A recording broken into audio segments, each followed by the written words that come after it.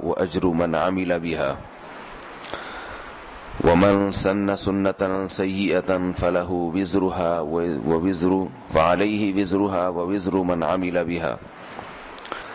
کہ جس شخص نے کوئی اچھا کام جاری کیا، کوئی نیکی کا کام جاری کر دیا، تو اسے اس نیکی کا اجر بھی ملے گا، اور جو بھی اس نیکی پر عمل کرتا رہے گا اس کا اجر بھی اس جاری کرنے والے کو ملتا رہے گا.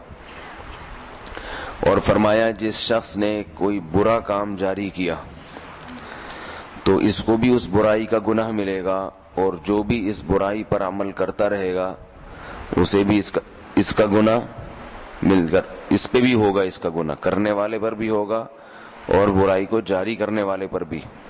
اب وہ کتنے لوگ اس میں مبتلا ہوتے ہیں، سب کا گناہ اس کے کھاتے پر ہوگا. تو اسلام میں جس چیز کی ایک بہت بڑی ترغیب ہے، ایک بہت بڑی نیکی ہے، وہ ہے صدقہ جاریہ. کوئی ایسا اچھا کام کر کے جانا دنیا سے کہ اس کام کے اثرات آپ کے مرنے کے بعد بھی باقی رہیں. کیونکہ انسان جب تک زندہ ہے اس کا اعمال کا دفتر کھلا ہوا ہے، وہ نیکیاں کر رہا ہے، لکھی جا رہی ہیں. مر جاتا ہے تو خود کچھ نہیں کر سکتا، پھر سوائے حسرت اور افسوس کے کچھ نہیں. تو اللہ تعالیٰ نے کتنا بڑا راستہ رکھا کہ نہیں، موت کے بعد بھی کر سکتے ہو. وہ اس طرح سے کہ زندگی میں اتنا کر لو کہ وہ تمہارے مرنے کے بعد بھی اس کے اثرات باقی رہیں. تو یہ اللہ کی رحمت ہے، جب تک اثر باقی رہے گا تو تمہیں اس کا ثواب قبر میں ملے گا. اور حدیث میں ہے، آپ صلی اللہ علیہ وسلم نے فرمایا اذا مات ابن آدم انقطع عمله الا من ثلاث. ابن آدم کی جب موت ہوتی ہے تو اس کے اعمال ختم کر دیے جاتے ہیں، دفتر بند ہو گیا، مگر 3 قسم کے اعمال جاری رہتے ہیں. فرمایا صدقۃ جاریہ، کوئی صدقہ جاریہ ہے، کنواں کھدوا دیا، درخت لگا دیا، یا یہ کہ مسجد بنا دی، مدرسہ بنا دیا، ایسا کوئی کام جو جاری رہے. اور آگے فرمایا او علم ينتفع به، ایسا علم چھوڑ کے چلا گیا جس سے لوگ فائدہ اٹھا رہے ہیں. مثال کے طور پر کوئی حافظ ہے، قاری ہے، اس نے کسی بچے کو حافظ بنا دیا، قاری بنا دیا، اب وہ بچہ آگے کسی کو بنا رہے، قیامت تک سلسلہ چلتا چلا جا رہا ہے. یا کوئی عالم ہے، اس نے کوئی علم کی بات لوگوں کو بتائی، جن کو بتائی انہوں نے آگے بتا دی، پھر انہوں نے آگی، تو یہ نسلوں در نسل تک یہ علم کی بات منتقل ہوتی چلی گئی. تو جب تک یہ جائے گی، جس عالم نے یہ کام شروع کیا اس کو ثواب ملتا رہے گا.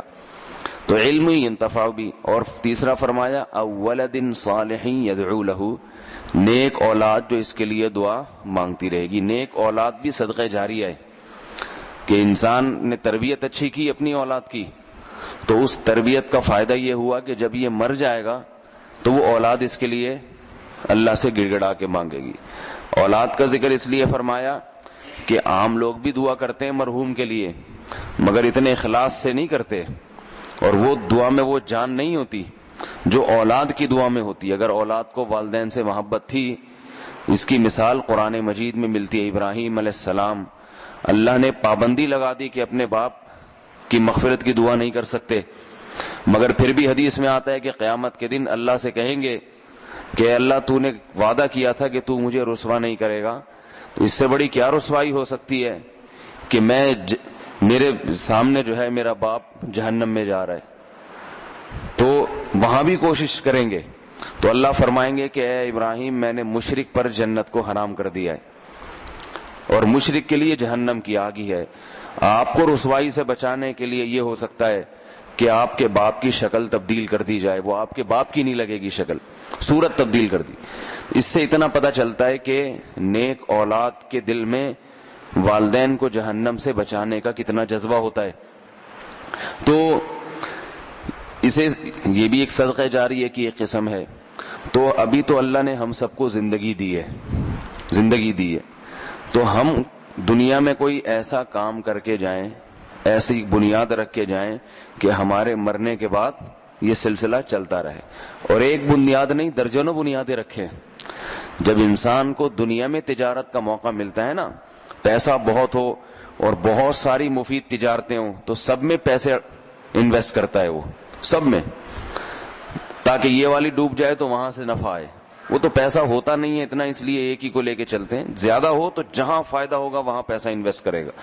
تو آخرت کے تاجر کو بھی ایسا کرنا چاہیے کہ صدقہ جاریہ کا کوئی موقع چھوڑنا نہیں چاہیے، مساجد میں بھی خرچ کریں، مدارس میں بھی خرچ کریں، جہاد میں بھی کریں، تبلیغ میں بھی کریں، اور جو ہے اپنی اولاد پہ بھی محنت کرے انسان، کنویں بھی کھدوائے، اور کیا ہے غربا اور مساکین کو کھلائے، علم کی